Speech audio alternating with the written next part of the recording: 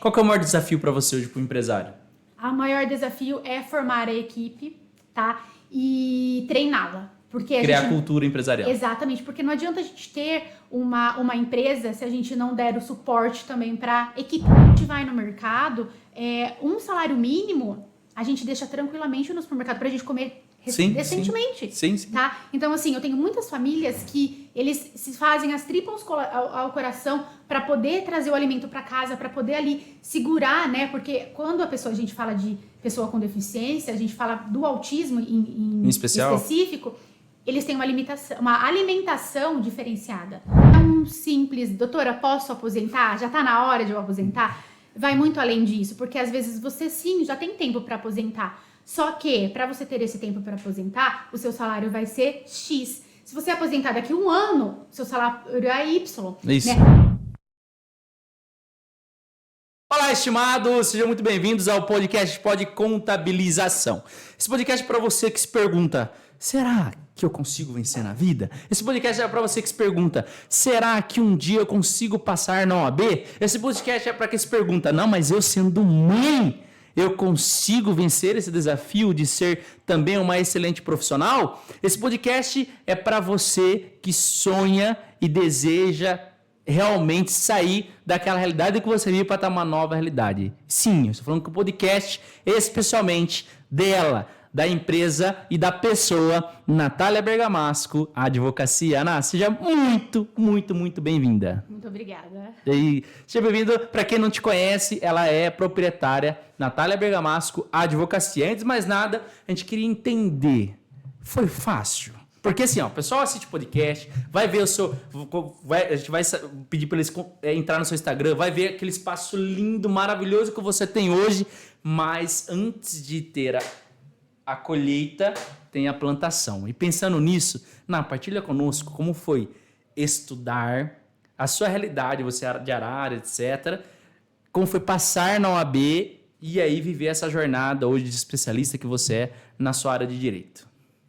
Então, sim, nasci em Araras, né? O primeiro contato que eu tive com o direito foi quando eu fui trabalhar no fórum. Eu fui convidada, na época eu estudava na escola Judite, né? Acredito que todos, né? Passamos um dia por lá.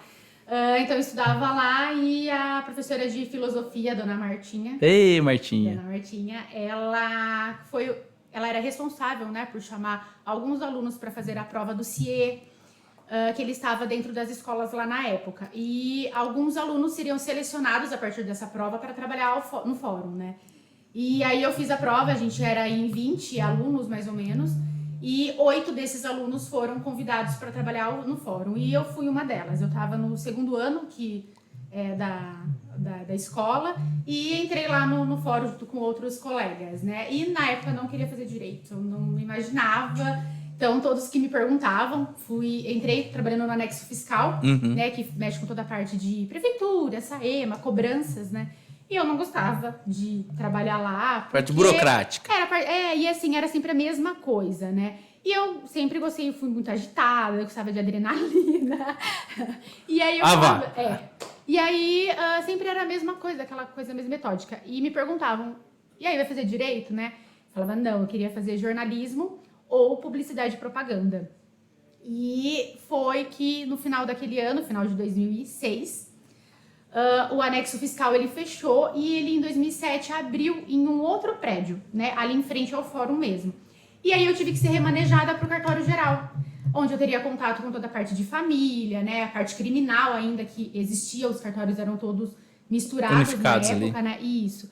E aí eu fui trabalhar lá e ali eu me apaixonei, tá? Foi então, assim... Primeiro com paixão no direito. Foi, porque eu comecei a ver realmente na prática como funcionavam as coisas. Então, assim, eu vi os casos, eu via os processos como eles eram realmente instaurados. E aí eu ficava ali olhando e aí eu fui realmente me apaixonando, fui me identificando. Na época eu gostava de entrar sempre mais cedo. Então, por mais que eu tivesse o meu horário ali, que eram 4 horas, né, de estágio, eu sempre fazia mais horas. Porque eu queria aprender mais. Então, a gente fala assim, eu não tinha o retorno financeiro, mas o conhecimento que hoje eu tenho, eu devo muito a eles, ao pessoal que trabalhava comigo, porque eles permitiam que eu ficasse até um pouco mais tarde, ou que eu entrasse um pouco mais cedo, para eu poder ir aprendendo. Então, eu aprendi a fazer o arquivo morto, para onde ia, né? Conversava com os advogados. E ali, em 2007, eu fiz, né? Fazia pré-vestibular. Então, na época, eu estudava de manhã, né? Ensino médio, último ano do ensino médio. À tarde, eu ia pro fórum. Então, assim, como eu morava na Zona Leste, né? Bem então perto de tudo, pertíssimo, nossa. eu pegava 2 ônibus pra ir pro fórum. Então, chegava em casa, era tempo de tomar um banho, pegar alguma coisa pra comer e a gente ia comendo no ônibus. Então, nós pegávamos o ônibus até o terminal e do terminal até o fórum. E depois, à noite, eu fazia pré-vestibular, na época, no Ângulo. Nossa. Então, eu saía do fórum e ia direto pro Ângulo pra estudar. Nesse meio caminho, eu comia o que dava, da forma que dava, né? E eu fiz, no final do ano, os vestibulares. Na época, eu passei em 8º lugar no Enem. Passei também Eu passei na primeira fase da USP, em Ribeirão Preto. Mas a minha mãe não deixou eu ir, porque não tinha condições financeiras. Sei, né? Então, como assim, pra me manter em Ribeirão, né? Por mais que a faculdade não seria paga, mas para me manter em Ribeirão seria muito difícil. Então, os meus pais não deixaram eu ir. E eu passei também na Unicamp, em jornalismo. Mas não era mais o que eu queria. Né? Eu fiz não brilhava mais. Não, eu fiz porque eu falei, né? Vou fazer para ver como que vai ser. Então, os vestibulares a gente sempre procurava fazer todos, né? Porque o cursinho nos dava isso. Mas, assim, não quis seguir. E ali eu fiquei sem estudar. Aí eu saí do fórum em 2007, em dezembro. Também final de ensino médio, e não pude entrar na faculdade por condição financeira. Meus pais não tinham condições de me bancar, de me ajudar, me ajudar a pagar minha faculdade. E eu também eu estava ali desempregada. Comecei a trabalhar numa loja de brinquedos ali antigamente chamava Zig Zag, que era dentro do Shopping Happy Day. Trabalhei por 8 meses. Shopping Happy Day. O shoppingzinho que a gente tinha na super. época. Mas foi bem legal, porque ali eu conhecia muita gente. Então eu sempre gostei de conversar com todo mundo. Era comunicativa. Consegui a colocação, né, para trabalhar numa loja de calçados. Então trabalhei 8 meses ali. Fui trabalhar numa loja de calçados porque ela próximo à vara do trabalho. Então era um lojão, né?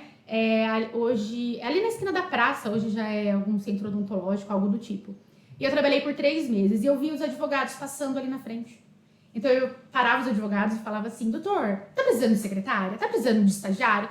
E eu sempre tentando ali pedir um emprego, até que eu trabalhei, deu os 3 meses e eu consegui ser chamada para ser secretária no escritório de advocacia. Trabalhei nesse escritório de advocacia de 2009 a 2010 e foi aí que em 2010 que eu entrei na faculdade. Então, eu conseguia, né, fazer ali a faculdade. Quando foi no final de 2010, em setembro, a minha avó teve hemorragia cerebral. E aí eu precisei sair do trabalho para poder ajudar ela ali, né, nos cuidados com ela. Quando ela se restabilizou, eu entrei em outro escritório de advocacia para trabalhar. Trabalhei por mais um tempo. E ali a minha vida continuou. E aí eu fui chamada, depois fui convidada para trabalhar na Câmara de Arbitragem, que na época tinha aqui em Araras. Trabalhei lá por um bom tempo também. E nisso eu cheguei ao 3º ano da faculdade, né, no 6º semestre. E me ligaram do fórum.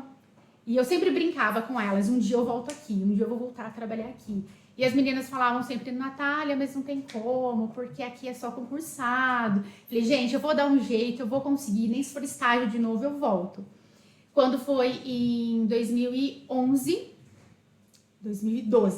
né, ligaram para mim, me convidando, né, para retomar ao fórum, que tinham conseguido uma entrevista com a juíza, para eu trabalhar lá. E aí eu fiz entrevista com a juíza e assim eu fui. Então, eu trabalhei em 2012 até 2013. Eu trabalhei com a doutora Mônica, né, na 2ª Vara Civil de Araras, que foi também o lugar que eu passei, né, pela primeira vez. Trabalhei ali por um bom tempo, mas eu precisei sair porque eu estava grávida da minha filha, né, da Maria Clara. Então, aí começou toda a questão, né, até da gravidez com ela. Eu casei em 2012.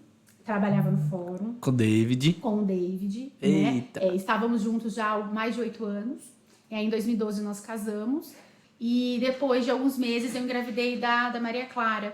E aí, eu fiquei no fórum até outubro de 2013, tá? Que foi quando eu comecei a ter algumas complicações. Eu comecei a ter sangramento e tinha muita cólica renal. Nossa. Então, eu estava no 4º ano da faculdade, 8º semestre, grávida. OAB batendo na porta. OAB batendo na porta. TCC, a gente não pode esquecer, né? No nosso caso, a gente chama de monografia. Que são mais de 50 páginas. Exatamente. Então, assim, eu tinha tudo isso e a gravidez. Então, na época, eu brinco com todo mundo. Não existia WhatsApp. Conversávamos por e-mail. O pessoal não sabe o que é isso, né? Não sabe. Não sabe. Para estudar tem que pegar livro. Exatamente. Então, era sempre livros. A questão de computador. Eu não tinha ainda, né, condição financeira para isso. Quando nós casamos, né, eu e o David, a minha casa era no contrapiso. Então, não tínhamos piso em casa, a gente tinha o básico, né? E ali a gente tentando, né, fazer a nossa vida. E eu, no meio disso tudo, grávida. Então, foi bem desafiador. Eu pedia para os amigos, enviava o atestado por e-mail para os meus amigos, para eles entregarem na faculdade, porque existiam alguns momentos que eu não conseguia. Para fazer prova, eu levava os travesseirinhos, porque eu tinha cólica renal. Grávida. Então, eu não conseguia, doía demais. Então, para fazer as provas, mesmo assim, eu ia. O David me segurava. Que legal. Então, a gente levava o travesseirinho, eu colocava ali e fazia as provas, né? Então, eu tive todo um apoio dos professores, dos meus colegas de trabalho, da faculdade. E também, principalmente, do meu marido, né? Em 2014, a Maria Clara iria nascer. Então, eu comecei a ter sangramento e precisei ser internada. A minha filha nasceria somente em fevereiro, dia 3 de fevereiro. Mas a Maria Clara adiantou uma semana. Ela nasceu num domingo, à noite. E as aulas da faculdade voltavam na segunda. Nossa! Então, assim, foi bem difícil, foi complicado, né? Um desafio e que tanto. Totalmente. E aí nós tínhamos a questão da licença maternidade, até mesmo na faculdade. Eu levei. Tava acabando a licença maternidade, a minha filha começa a ficar doente. A Maria Clara passou por internação a todos os meses. E eu, no ano semestre, eu tinha que entregar a monografia de qualquer jeito, porque a gente tem prazo para entregar, para correção, e até mesmo depois a gente ser incluída, né, na agenda para apresentação. Arbitragem. Eu escrevi a minha monografia em 4 noites, madrugadas. O David trabalhava, e então ele chegava em casa às 11 da noite, ele ficava com a Maria Clara para mim, para eu poder escrever. Isso em uma semana, que ela estava um pouquinho melhor, né, que eu consegui escrever. Entreguei para o meu professor, para o meu orientador, e a Maria Clara logo em seguida foi internada novamente. Eita. Então, assim, estudar para a OAB, estudar para as provas finais da faculdade, fazer a minha monografia, era tudo de dentro do hospital, né? Então, assim, na época, igual eu disse, não estava começando o WhatsApp, não tinha aplicativos, né, que a gente fala para estudar hoje, entra na internet. Não tinha, né? Não tinha YouTube à vontade. Não tinha. Então, assim, eu baixei um aplicativo, porque não tínhamos internet também no celular. Então, a gente usava, às vezes, o Wi-Fi ali da Unimed, quando dava. Então, eu baixava para fazer as provas. Então, eu fazia ali, estudava pelo celular com o conteúdo que eu baixava. Ou o David levava meu celular em casa, baixava o que eu pedia, e aí eu levava de volta no hospital e eu ficava pra você ali estudando. Então, assim, muita gente, né, me conhece, até a pediatra dos meus filhos, viam. Eram pilhas de livros, né? Então, nas internações, quando vai internar, tá? Leva os livros, né? Vai ter alta, volta os livros. E a gente fazia isso durante todo esse ano. Em agosto, nós descobrimos que a Maria Clara, ela tinha alergia à proteína do leite. Nossa. E foi aí que começou a melhorar um pouquinho. Em novembro, eu fiz a apresentação do TCC e foi muito emocionante. Meu marido estava comigo, ele foi me assistir a apresentar. E foi incrível, porque os professores até levantaram e me aplaudiram, porque eles sabiam de todo o sacrifício que eu estava fazendo, né? Em setembro, eu também fiz a primeira fase da OAB e eu passei, né? Então, ainda ali no meio de todo esse alvoroço, a primeira fase da OAB estava passada, as provas finais da faculdade sendo todas concluídas. E aí, na monografia, eu tirei a nota máxima. E também fui convidada para transformar a minha monografia num artigo científico da faculdade. E ela foi publicada naquele ano na faculdade, na revista da UNAR. Então, eu fiz UNAR, né? Então, tá lá na revista, em 2014, né? Publicado ali o meu artigo. Então, assim, não foi fácil, tá? Eu falo para todo mundo que fácil não é. Eu tinha a opção de ter trancado a minha faculdade, tá? E viver o processo ali, interino. Exatamente. Então, assim, como muita gente faz, apoio, eu tinha que revezar quando a Maria Clara estava em alta. Então, precisava ir para a faculdade para assistir às aulas. Então, eu pedia, alguns dias era minha mãe, alguns dias minha sogra. Tinha a madrinha também dela, que ia ficar com ela em casa. Mas eu sempre buscava vir para casa logo, porque eu fazia faculdade à noite. Então, as pessoas já trabalharam o dia inteiro, né? Todo aquele cansaço. Então, eu tinha aquela obrigação de estar em casa. Né? E, sim, eu tinha que estar em casa. Minha filha precisava de mim. Porque ela tinha tido alta, mas ainda a saúde dela estava fragilizada. Então, eu tive a opção de parar minha faculdade, de trancar. Mas era o meu sonho. Eu falo para todo mundo, eu amo estudar. Né? Eu amo estar por dentro daquilo que eu escolhi. Daquilo que escolheu como propósito. Exato. Então, eu preferi não. Falei, não, eu vou continuar. Então, não foi fácil, foi muito desafiador. Tá? Naquele ano, a gente ainda estava também reformando a casa, porque colocando piso. Então, foi assim, um ano caótico. Mas eu agradeço a Deus por esse ano. Porque eu consegui me formar em janeiro de 2015. Foi a segunda fase da UAB. Eu não estudei para a segunda fase da UAB, tá? Eu não tenho vergonha até de falar isso, porque eu não conseguia, tá? Diante de tudo que eu estava vivendo. E eu ainda escolhi uma fase que não era a área que eu gostava, que era direito penal. Então, assim, eu até brincava, o direito penal, eu nunca fui bem na faculdade, né? Porque era a matéria que eu menos me identificava. Tanto que hoje não é uma área que eu faço e nunca fiz, tá? Desde quando eu me formei. Mas eu tinha que estudar para fazer, né? E aí a minha mãe, em janeiro, falou pra mim, filha, vem pra casa, logo depois das festas de fim de ano, fica em casa. Então eu fui pra casa da minha mãe, levei tudo, e durante uma semana... Imersão. Exatamente. Então eu acordava às 8 da manhã, ficava até às 10 da noite estudando. O David chegava do serviço às 10, e ele... Às 10, ele chegava quase 11 horas da noite, né? E ele ia tirar comigo ali, ia fazer todas as perguntas, ia tentar ver, né, o que eu tinha conseguido absorver de tudo isso. Então, foi uma semana que eu estudei. Nessa semana, eu fiz 2 peças práticas, porque a segunda fase da OAB é somente peça prática. E eu lembro que eu rezei demais naquela sexta-feira, foi o último dia que eu estudei. E eu falei assim, Senhor, o Senhor conhece o meu coração. O Senhor sabe dos meus sonhos. O Senhor sabe do meu propósito. Se o Senhor me colocou nisso, então me ajuda. Ajuda eu, né? E eu sempre falei para ele, me carregue no colo. Então, durante todo esse processo, era só isso que eu pedia. Jesus, me carregue no colo. Esteja comigo.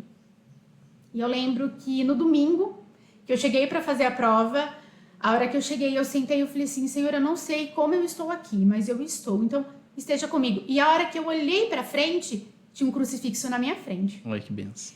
E eu somente agradeci. A hora que eu abri a prova, eu comecei a rir.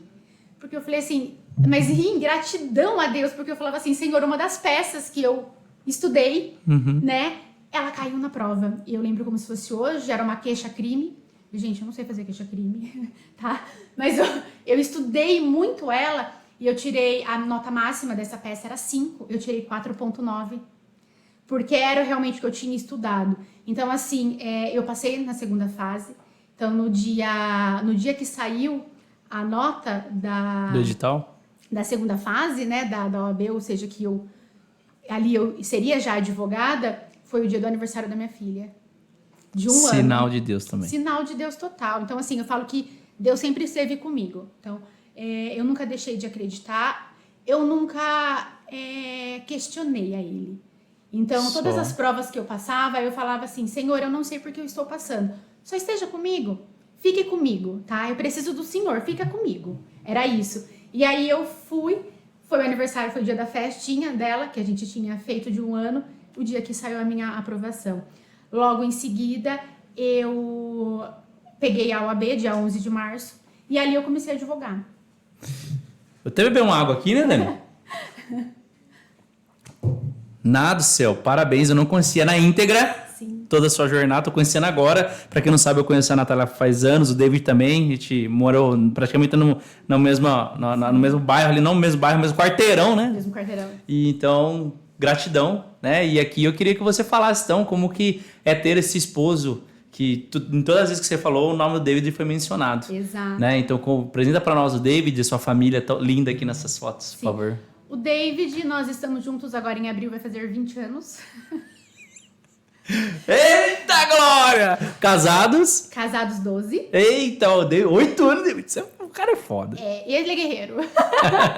Esse é guerreiro. E a Maria Clara, ela é a minha princesa, onde nasceu. Eita. Maria Clara fez 11 anos agora. Uma mocinha já quase. Uma mocinha. Então, assim, ela é a razão, né, de muita coisa da minha vida. Eu falo que ela que me ensinou a ser mãe. Ela que me ensinou todo esse cuidado. Nasce um bebê, nasce um pai e uma mãe, né? Exatamente. E nasce, tá? Eu falo assim, as pessoas falam, nossa, mas você fez a faculdade com a Maria Clara bebê, né? Ali no começo do casamento, porque eu estava com um casamento recente, né? E começando já a divulgar. Exatamente. Então, assim, sim, a gente teve que tentar conciliar tudo isso. Em 2015, que eu comecei a advogar, eu estava com ela pequenininha, então também tinha que ali conciliar. Ali começou o meu escritório. E o David sempre me apoiando. Não, vai lá que eu te ajudo. Tem retaguarda. Exatamente. Vai lá que eu tô aqui. Qualquer coisa eu tô aqui. E aí nós colocamos a Maria Clara na escola com 1 ano e 8 meses, né? Ela começou a estudar meio período, depois teve que ir pro período integral, porque a gente precisa trabalhar, né? E então ela ficava o dia todo na escola, eu trabalhando, depois ela tinha os cursinhos extras, né? Começou o balé, deu 3 anos, começou o balé na escola, legal. Começou a fazer as coisas. Então a gente sempre ali tentando amparar também ela, né? Depois exato. O sonho da Maria Clara era ser irmã. Então, desde os 5 anos de idade, ela pedia um irmão. E ela dizia que ia ser um menino. Que nasceria um menino e o menino iria se chamar Arthur. Só que o sonho meu e do David... Eita, ela é filha do David. Ela é. E aí... Eita. E eu com o David sempre queríamos João. É uma homenagem ao avô dele. E Maria é a homenagem às nossas avós. Porque tanto a minha avó quanto a dele chamava Maria. Então a gente falou, não, vamos ter uma filha Maria. Se tiver um filho, vai ser João. E ela falou, então vai ser o João Arthur. E realmente engravidei do João Arthur. Quando nós descobrimos a gravidez e avisamos ela, o meu receio era que não fosse um menino, porque eu falei, pronto. Falei, e aí? Ela falou, mas se for menina, eu já tenho o nome. Vai ser Maria Laura. Oh. Mas fica tranquila que não vai ser menina, mamãe, vai ser um menino. Olha só. Eu já sonhei com ele, né? E realmente veio o João Arthur. João Arthur nasceu no dia que estava marcado o parto da Maria Clara. Eita! Então, ele nasceu 3 de fevereiro, eles são muito próximos, ela é 26 de janeiro, ele 3 de fevereiro. João adiantou 20 dias o nascimento dele, né? Ele ia nascer numa terça de carnaval, mas adiantou. Ainda bem. Exato. Então, assim, nasceu numa sexta-feira. No domingo nós tivemos alta. E já na quinta-feira eu estava trabalhando normalmente, né? E vida seguiu. Então, assim, eu falo que eu tenho uma família que realmente foi Deus quem construiu, né? Eu peço sempre para Ele me ajudar a preservar essa família que Ele me deu, porque eu sei que é tudo fruto presente dele. Então, assim, é o meu porto seguro, é por eles que eu luto, é por eles que eu faço. E eu tento ser sempre melhor. Aproveitando essa deixa, eu não posso deixar de pedir. Olha pra essa câmera aqui, manda uma mensagem pra eles, por favor. Tá. Vocês são tudo pra mim.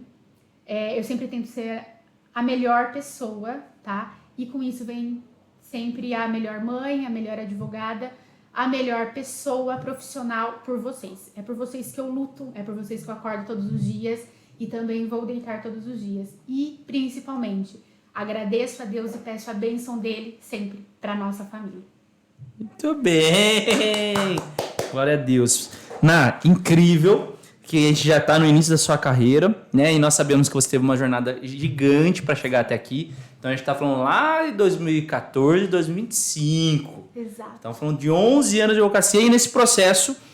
nós sabemos que o direito ele tem ramificações. Sim. Você se especializou em algumas áreas atualmente, hoje que você atua. Sim. Tá? Você poderia partilhar conosco como foi essa decisão, se teve um insight, um gatilho pessoal, um gatilho de algum cliente, ou uma necessidade que você viu que, olha, eu acredito que isso seria de fato o meu propósito. Partilha para nós como que você decidiu essa especialização e já entrando nesse processo, o que de fato, dentro desse propósito, você consegue ajudar a atender, né, esses clientes que buscam, né, a justiça, buscam o direito para resguardar aí todos os direitos deles, mas sobretudo também aquilo que de fato muitas pessoas nem sabem que tem, né? Exatamente. Então, o direito, né, a minha especialização, a primeira especialização que eu busquei foi na pessoa com deficiência, tá? Então, foi os direitos para elas. Porque em 2014, quando eu ainda estava estudando, né, a Maria Clara nasceu em janeiro e em abril nasceu meu afilhado. Durante a gravidez toda, né, a mãe dele, que é minha madrinha, inclusive, uma gravidez normal, uma gravidez tranquila, no parto ela descobriu que o Pietro tinha síndrome de Down. Certo. Tá? E aí, com isso, com a questão da síndrome de Down, ela começou a encontrar várias barreiras, vários desafios. Porque assim, ó, eu sempre falo pra todo mundo. As pessoas olham muito pra criança que tem deficiência, mas esquecem de olhar pra família, tá? Então, assim, ok, o Pietro tem síndrome de Down. E agora? O que a gente vai fazer? O que precisa? O que ele precisa? O que a gente precisa, né? Então, começou ali a gente buscar, né, os direitos do Pietro e também os nossos direitos, né, como familiares. E a mãe dele é funcionária pública, né, aqui municipal de Araras. E o Pietro ia ter que fazer cirurgia, então faltando dias do serviço, né, tentando buscar até mesmo ajuda financeira. O pai dele sempre trabalhou numa multinacional aqui da cidade, então ele tinha um convênio médico. Mas assim, por mais que existia um convênio médico, né, ela também era funcionária da prefeitura. Mas e o que a gente faz, né? Quais os direitos que ele tem nisso tudo? Quando eu me formei, eu prometi para ela que eu tentaria lutar pelos direitos, principalmente dele. Por esta causa. Exatamente. E aí, em 2015, quando eu comecei a advogar, o meu primeiro processo foi ser voltado para essa pesquisa. Foi aí que a gente encontrou uma lei federal, tá? Que existia ali o direito, né, da pessoa, do funcionário público, a ter a redução da carga horária em 50%.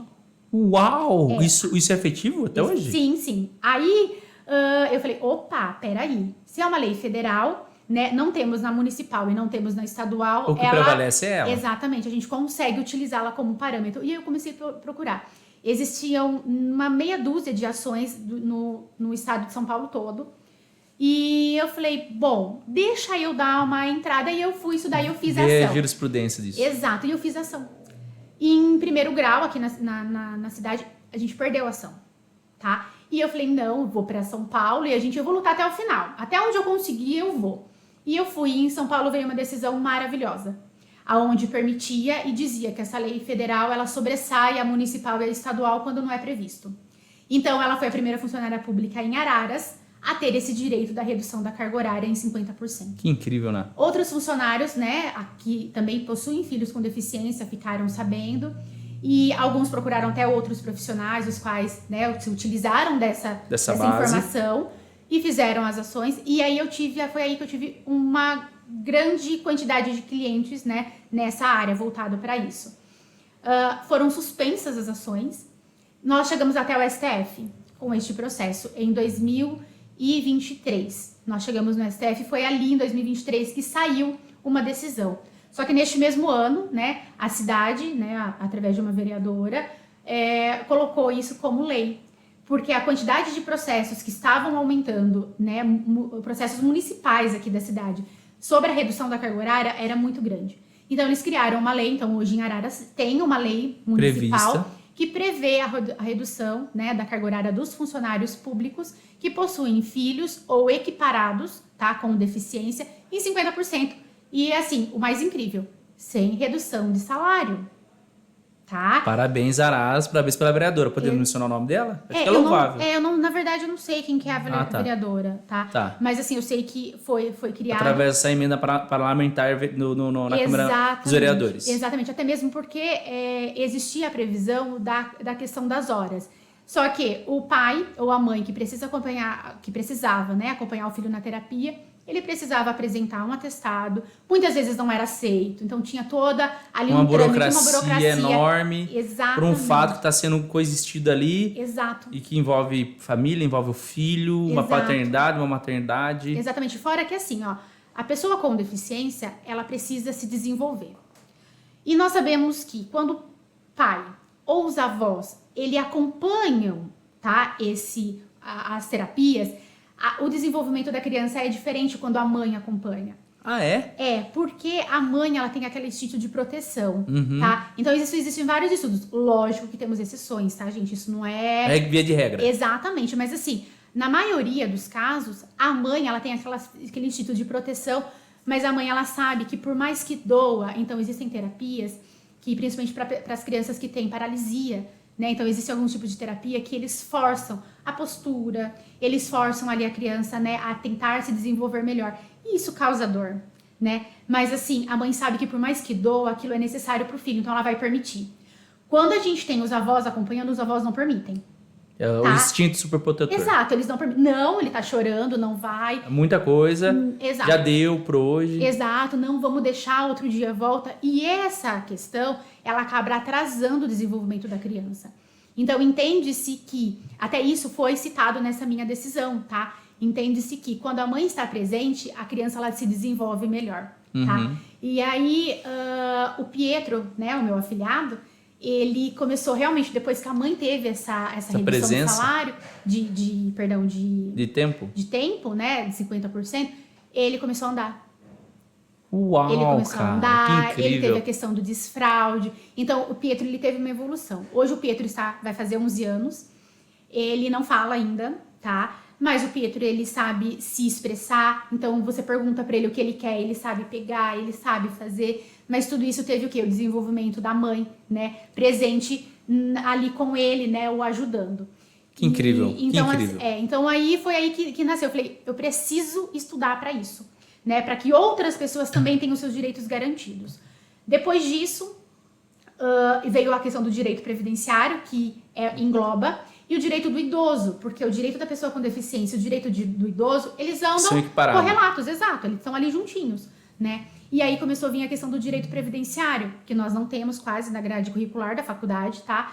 Mas eu comecei a me especializar, porque eu comecei a entender que as pessoas olham, principalmente os advogados, eles olham de uma forma superficial, tá? Existem vários advogados que se diferem no mercado, que buscam realmente, lutam pelo direito, tá? Mas tem alguns que olham assim, tem tempo, nesse nicho. Exato. Então assim, tem tempo, tem, não tem, ok. E aí eu comecei a desenvolver a questão da aposentadoria da pessoa com deficiência. Que daí é um outro nível do direito também. Exato, porque assim, ó, a aposentadoria da pessoa com deficiência, para onde a gente vai olhar, tá? É a limitação. Então, assim, ela é uma aposentadoria que muitos de nós podemos desenvolver algum tipo de deficiência ao longo da vida. Vai ter regras diferentes para essas pessoas. E o cálculo é diferenciado, tá? Então, a partir do momento que a pessoa, se ela for, né, se ela obter uma deficiência ao longo da vida, então, a partir daquela data, conta-se de forma diferente, tá? Alguns exemplos, então, audição, amputação de algum membro, tá? Então, assim, eu falo muito sobre o metalúrgico, tá? Porque o metalúrgico, ele trabalha com fundição. Então, na fundição, a gente tem a questão da guilhotina, tem a questão do forno, a prensa. São situações... O meu pai é metalúrgico, né? O Maurílio. Então, exato. Meu pai quase perdeu o dedo na prensa há alguns anos atrás. E a gente fala, tem muitos que acabam realmente perdendo um membro da mão, tá? Um dedo, alguma coisa, às vezes até mesmo um braço. E essa condição o torna deficiente a partir daquela data, tá? Então tem regras diferentes para a pessoa aposentar. A pessoa que tem perda auditiva, né? Ela pode nascer com a perda auditiva, né? Então a gente tem a questão da pessoa, né? Ali que tem a questão nascença. E também tem a pessoa que adquire, porque às vezes onde trabalha o ruído é intenso, às vezes sofre uma perfuração, né? No tímpano e aí acaba tendo ali, então ela tem regras diferenciadas. A questão da visão monocular, a gente também tem algumas situações que equipara ela à deficiência. Então todos esses casos... Coluna, fibromialgia... Fibromialgia também? Fibromialgia. Então, onde a gente vai olhar? Eu sempre digo que quando eu pego, né, eu quero saber da história da pessoa, tá? Então, quando eu pego a história da pessoa, eu vou entendendo. Existem doenças, né, fibromialgia, dor na coluna, né, que às vezes uma escoliose, a questão da artrite, artrose, as pessoas até postam de forma assim, essas doenças, quem tem essas doenças já pode aposentar mais cedo. Não é assim. Não é tão simples assim. Não, primeira coisa, nós dependemos de um laudo médico. Sem o médico a gente não faz nada. Certo. Tá? O advogado, ele olha a lei, ele pega o que o médico diz e enquadra na lei. Como prova do fato. Exatamente. Então, o que nós fazemos? Eu pego esse laudo e aquela doença, ela equipara a pessoa à deficiência. Porque assim, quando a pessoa está doente, existem duas situações, uma incapacidade. Então, ou uma limitação. Exato, ou uma limitação. A incapacidade, ela não pode trabalhar, ela não pode fazer, ela não consegue, tá? Já a limitação, que é onde a gente fala que pode causar a deficiência, ela consegue fazer, ela pode fazer. Mas essa situação diminui a capacidade dela laborativa, então ela trabalha ou ela faz as coisas de forma limitada. Então, isso é onde a gente enquadra a deficiência. Aí essa limitação consegue trabalhar uma aposentadoria presente ou futura. Exatamente. Mas assim, como que nós fazemos? Médico. Eu falo que assim, sem o médico falar realmente essa situação equipara a pessoa com deficiência, se ele não falar isso, cara, a gente não faz nada. Certo. Tá? A gente não consegue. Não, ela tem uma incapacidade, então é um auxílio-doença, uma aposentadoria por invalidez, né? Que hoje a gente tem outras nomenclaturas, né? Mas assim, basicamente aposentadoria por invalidez ou um auxílio-doença. Tá, mas ela não tem uma incapacidade. Ela pode fazer. Ela só reduz, né, a forma com que ela fazia antes. Opa, a gente tá falando ali de uma situação que torna ela deficiente. Então, sim, a fibromialgia, a gente tem muitos casos desse, tá? Eu tenho muitas manicures, olha tá? só. Cabeleireiras, né, que possuem o que? A fibromialgia, porque ela é uma doença que ela ataca os nervos. Tá? E ela só é laudada clinicamente com exclusão das demais, tá? Então, eles fazem toda a questão de análise laboratorial, exames clínicos, aí que se chega numa fibromialgia. Então, não é que a cabeleireira ela não pode mais fazer, ela pode, tá? Mas com uma limitação. Agora, eu tenho situações de cabeleireira que ela não consegue. Então, se a gente fala trava mesmo. Travou. Então, não consegue. Incapacidade. Tá? Então, aí eu comecei a estudar mais sobre essas questões. Até mesmo porque eu bato muito na tecla que muitas deficiências, tá? Muitas pessoas com deficiências, até mesmo a gente fala da questão do autismo, né? A pessoa, em alguns casos, ela consegue trabalhar. Ela consegue ser inserida ao mercado de trabalho. E aí ela vai ter umas regras diferenciadas para aposentar. Então, ela não precisa ficar à mercê do governo para ter benefícios, né? Porque, infelizmente, o critério, ele é muito, desculpa o perdão da palavra, mas muito ridículo. Certo. Tá? A questão da miserabilidade que se pede para ter um benefício assistencial, ele é muito, o patamar dele é muito baixo. Não é equalizado frente à limitação ou não necessariamente a limitação, mas é aquilo que a sociedade, enquanto empresas, absorve aquele ser humano para ser um colaborador. Exatamente, até mesmo porque hoje, né, o benefício assistencial, ele é para a pessoa que tem baixa renda, né? Então, assim, é 1/4 do salário mínimo.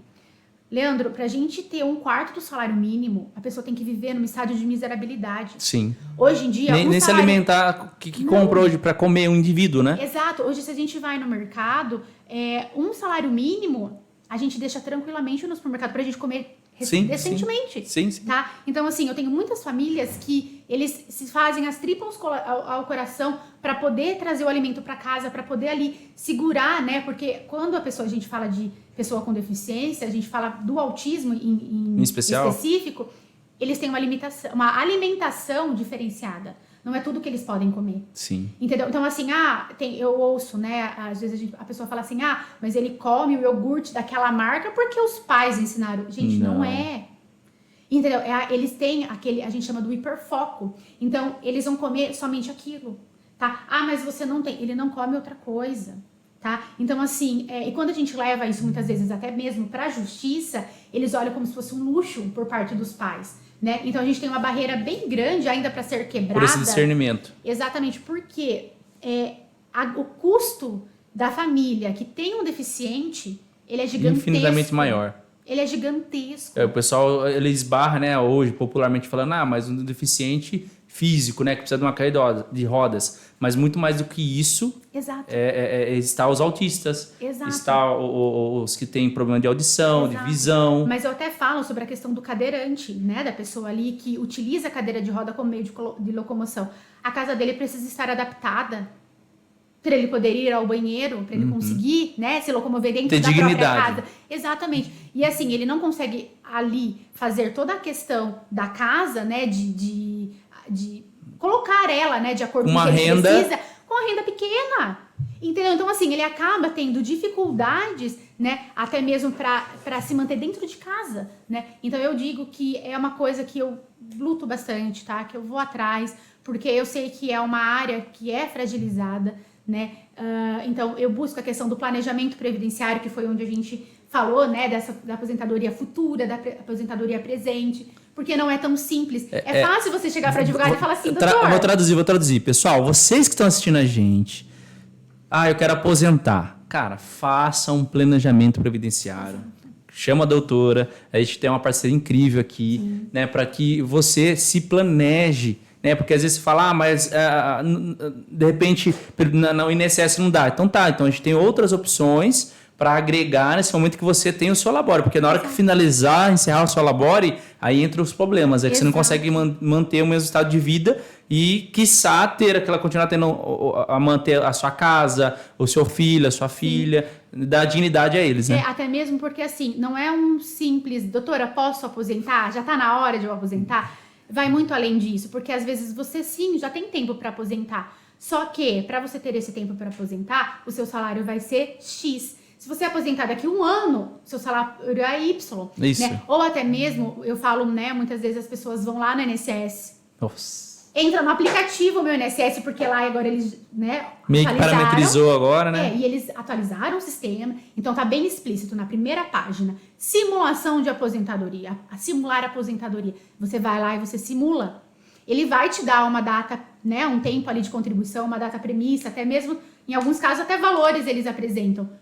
E eu te garanto, 99,9% não é efetivo. É errado.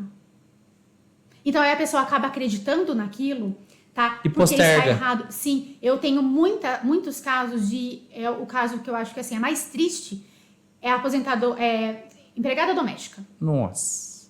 A empregada doméstica, antigamente, não existia a obrigatoriedade por lei do recolhimento. Então, muitas vezes o patrãozinho ia lá, somente colocava o registro na carteira, mas não necessariamente recolhia, tá? Quando essas pessoas vindo, né, tentando vir aposentar, a hora que ela chega no INSS e fala assim, olha, completei a idade, quero aposentar, porque eu já tenho tempo. Vai ver a contribuição. O INSS fala, não, você não tem direito. Ou ela faz lá a simulação, a família fez a simulação, não tem tempo. Por quê, gente? Porque o INSS, ele não tem todos os vínculos. Então, se é necessário, é necessário explicar para o INSS esse contexto, é necessário analisar tudo isso. Então, assim, eu sempre falo, a pessoa chega na minha frente e fala assim, doutora, eu quero aposentar. Legal, bacana, eu também quero que você se aposente, né? É a minha maior felicidade. É o desejo, é a meta. Exato, a minha maior felicidade é chegar para a pessoa e falar assim, você está aposentada. Mas a questão é, como, quando e com qual valor você vai se aposentar. Isso é o segredo. Esse é o segredo, não tem outro jeito, tá? Então a gente precisa, sim, analisar, até mesmo eu falo muito da questão rural. Quantas pessoas nós conhecemos que veio da área rural, que migrou da fazenda para a civilização, para a cidade. Exato. E perdeu esse tempo, temporal. Eu sempre falo, eu tenho um exemplo clássico dentro da minha casa. Meu pai veio da Paraíba. Meu pai veio da Paraíba para o estado de São Paulo para tentar fazer vida, para tentar ali. E ele começou na área rural. Então, assim, eu conheço a história rural, até quando chega um cliente na minha frente e começa a contar, aí eu falo para ele, né? Era assim, porque eu vivia essa realidade. O meu pai, ele trabalhou por muitos anos no rural para depois ele entrar numa metalúrgica, né? Então, assim, era aquela vida sofrida de acordar às 4 horas da manhã, 3 horas da manhã, para fazer a marmita. Então, assim, e esses tempos, eles não estão na carteira, eles não estão no vínculo no INSS, tá? Por quê? Porque aquela época era diferente da história que temos hoje. Então, se faz necessário toda uma análise, né, da vida da pessoa. Então, quando a gente fala de planejamento, o que é um planejamento? É a análise da vida da pessoa, né? O tempo que ela tem, o que ela trabalhou, deixou de trabalhar, quanto tempo ela contribuiu. Onde? Exatamente. Então, assim, muitas pessoas já até têm tempo para aposentar, passa-se do tempo de aposentar, mas elas não sabem. Porque quando chega às vezes, né, até mesmo eu falo que busca um advogado que não é previdenciarista. Não é especialista, na área. E esse advogado, ele faz um cálculo superficial. Olha, dona Maria, olha, seu José, o seu tempo para aposentar, o senhor ainda precisa pagar por mais alguns anos. Mas às vezes essa pessoa não precisa de todo esse tempo, tá? Ele só precisa... Já está apto, né? Ele só precisava que fosse analisado todo o contexto. Então, o planejamento, ele é essencial para a gente analisar todas essas questões. Então, diante de todas essas situações, e eu falo, né? Quando a gente tem a família, principalmente, né? A gente tem um olhar diferenciado. Sim. Porque a minha família viveu isso. Então, vamos especializar para aposentar. Então, eu aposentei vários tios meus. E ainda estou em luta de aposentar vários. É isso aí. Gente, ó, quem quer conhecer a Nath vai agora para o segundo momento aqui. Nath, a gente vai para o momento aqui, ó, dos momentos do insight. Além de especialista do direito, advogada que tu é, como doutora, certo? Você é empresária do direito, né? Partilha conosco como ficou alguns insights de quem está trilhando a sua jornada, não só no direito, mas também, de repente, como outra área. Empresarialmente falando, né? Que dica, que orientação, qual palavra que você traz no coração para partilhar com essa pessoa que sonha empreender? Força de vontade. Ponto. Gente, não tem outro caminho, sabe? O ano passado foi um ano bem desafiador para mim. Então, foi o ano que realmente eu comecei a empreender, que eu comecei a olhar o meu escritório como uma empresa. Como CNPJ. Né? Exatamente. Então, assim, em janeiro de 2024, eu estava só eu e uma funcionária, uma estagiária, que havia acabado de sair do ensino médio. Então, assim, a gente estava, né? Graças a Deus, eu tenho uma demanda muito grande lá no escritório. Então, eu tive, né, o rompimento de uma sociedade. E aí eu falei assim, não, eu quero mudar. Né? Eu quero mudar, quero colocar algumas ideias em prática. E foi aí que eu fui em busca de conhecimento, tá? Então, eu comecei a olhar mesmo, tá? Sabe, pra questão assim, eu tenho uma empresa e é assim que eu vou construí-la. Então, além da parte física do escritório, que eu mudei completamente, né? Fez outra casa lá. Sim, eu mudei completamente. Eu também comecei a olhar pra parte da equipe. Então, hoje, tá? Eu estou com 5 funcionárias no meu quadro. Eu tenho essa primeira que começou comigo, né? Que é a Yara. A Yara, ela tá como supervisora lá no escritório, então ela faz de tudo, ela é responsável também pelas demandas. pela parte administrativa do escritório do INSS. Então, toda a parte do INSS, a Yara, que é o meu suporte, tá? A parte jurídica, né? Então, a parte civil, porque eu sou especializada também no direito de família e sucessão, então a parte de inventário, divórcio. A parte imobiliária, tá? Também tenho pós-graduação em direito imobiliário. Então, eu tenho a Laura, tá? Que me ajuda, que é a minha assistente jurídica. Cada uma delas tem as estagiárias delas, né? Que assessoram elas para fazer todas essas partes de demanda. E eu tenho a Daiane, que ela é a secretária do escritório e também o suporte ali ao cliente. Então, quando o cliente chega ao escritório, né? O primeiro contato que ele vai ter é com a Daiane, que é quem faz os cadastros, faz o agendamento, né? Faz o onboard dos seus clientes. Exatamente. Então, assim, eu tô com essa equipe e expansão ainda, né? Qual que é o maior desafio para você hoje, para o empresário? O maior desafio é formar a equipe, tá? E treiná-la. Criar cultura empresarial. Exatamente, porque não adianta a gente ter uma empresa se a gente não der o suporte também para a equipe, tá? Então, eu falo que a empresa ela é feita pela equipe que ela tem. Show. Tá? Então, se você tem reflexo. Exato, porque se você tem uma equipe engajada, uma equipe empenhada, cara, a sua empresa vai. Ela vai expandir. Agora, se você tem uma equipe desmotivada, uma equipe que ela não tá nem aí... Muita desculpability. Exato. Você não vai crescer, você não consegue porque você fica limitado. Sim. Até mesmo porque o empresário, ele nem sempre tá dentro do escritório. Tá? Então, no meu caso, final de semana, estava passando roupa com os meus filhos e o meu marido e fazendo pós-graduação. Né? Que eu me inscrevi em outra pós-graduação, que agora é o Direito da Pessoa com Deficiência e Autismo, que eu encontrei a pós-graduação que eu queria. Né? Então, eu estava ali estudando com a minha família. Então, assim, nem sempre a gente tá dentro do escritório. Então, temos audiências externas, né? Nós temos ali as perícias que eu participo. Tenho julgamentos no tribunal em São Paulo que eu participo, tá? Então, é raro um julgamento eu não estar presente, tá? Hoje a gente tem a fase digital, mas assim, mesmo que é digital, exato, você não pode desprender, você tem que estar ali. Tem que estar e o seu escritório tem que estar funcionando. Ele tem que estar rodando, então sua equipe tem que estar ali, Se o cliente ele chega, ele tem que ser atendido por alguém, né? Ele tem que ser abordado, a agenda tem que estar sempre ali em movimento, né? Então, esse é um dos desafios bem grandes. Pra gente ir finalizando, mais uma pergunta que todo mundo quer saber, tá? Como você consegue, tá, dividir o tempo e carreira sendo mãe de 2 filhos, esposa do maridão David, que também é um tubarão, gestor de uma empresa multinacional que é a Araras, tá? Fica a dica aí, olha a frequência e a ambiência dela, tá? E qual que é a sua estratégia para conseguir lidar com essa realidade profissional e pessoal? Eu precisei o ano passado buscar ajuda em relação a isso, porque é um desafio gigantesco, tá? Conciliar a função de mãe e a função de empresária. E eu sempre falo muito para minha família, eu ensino muito os meus filhos que eu amo ser mãe, mas eu também amo ser advogada. Sei como é. Tá? Sei como é. Então, assim, o que eu sempre mostro, porque também eu falo muito isso, eu friso muito isso em casa, porque eles precisam, quando chegar o momento deles de escolher uma profissão, eu não quero que eles escolham por dinheiro. Porque o dinheiro, ele vem com o que você escolher. Exato. O que você escolher, o dinheiro, ele vai vir. Desde que você faça com amor, com o coração, você se entregue para aquilo.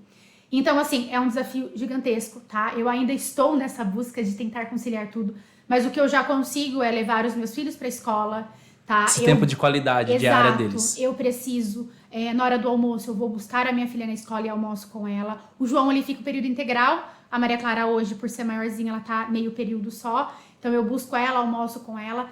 Ela, né, deixo ela lá. Porque sabe que ela tem um espaço cativado lá também no escritório. Ela tem o espacinho dela. E aí eu volto a trabalhar, tá? E aí a hora de sair do escritório, eu busco o João na escola, então todos os dias, com exceções em dias de atendimento. Algumas vezes eu preciso estender, porque eu tenho muitos clientes que acabam precisando. Faz parte do processo. Sim, eles acabam precisando ficar além do horário, ou às vezes alguma audiência, tudo. Então eu tenho minha rede de apoio, que são os padrinhos, né? Que me ajudam, que me socorrem quando eu preciso. Obrigado, padrinhos! Exato, graças a Deus, me ajuda demais. Então eu falo assim que a gente tem que ter uma rede de apoio, sabe? O David, ele consegue em alguns momentos também me socorrer. Então, buscar a Maria Clara na escola, se for necessário, eu estiver, né, viajando ou fazer alguma coisa, ele sempre tenta ali, né, mediar. Então, assim, não é fácil.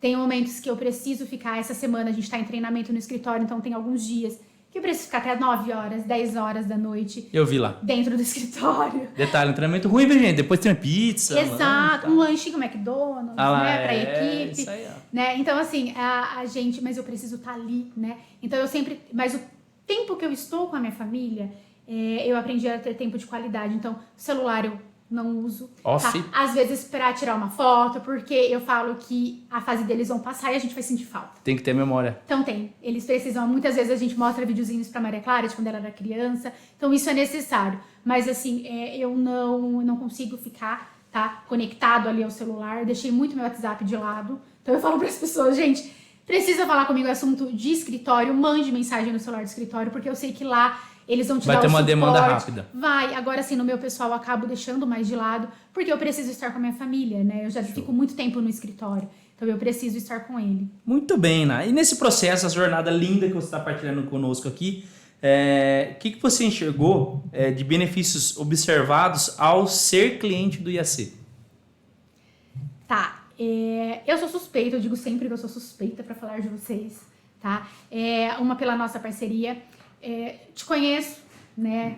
Poucos anos, né? Pouquíssimos anos, nós nos conhecemos desde a época da adolescência. Nossa Senhora. Então, assim, eu acho que é a essência, né? Eu acho que quando a gente conhece a mesma pessoa, a honestidade, né? Então, assim, você jamais vai passar para os seus clientes algo que você não acredita.